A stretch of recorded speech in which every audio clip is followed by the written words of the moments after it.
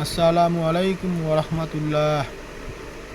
আমরা যারা পাঁচ ওয়াক্ত সালাত আদায় করি, সালাত আদায়ের পূর্বে আমাদেরকে সুন্দরভাবে উযু করতে হয়। উযুর শেষে, উযুর আগেও একটি দোয়া আছে এবং উযুর পরেও একটি দোয়া আছে।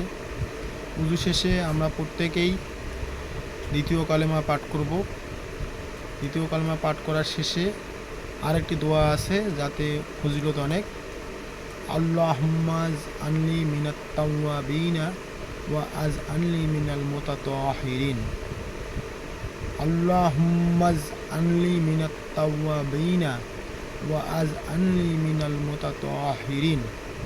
এই দোয়াটি পাঠ করার চেষ্টা করব। আমরা যারা জানি তারা অবশ্যই এটা পাঠ করব, যারা জানি না তারা এই দোয়াটি কোথায় পাওয়া যাবে সেখান থেকে সংগ্রহ করে আপনারা মুখস্থ করে উযুর পরবর্তী সময়ে দ্বিতীয় কালেমার পরে এই দোয়াটি আমরা অবশ্যই পাঠ করব, তাতে অনেক সওয়াব হবে ইনশাআল্লাহ।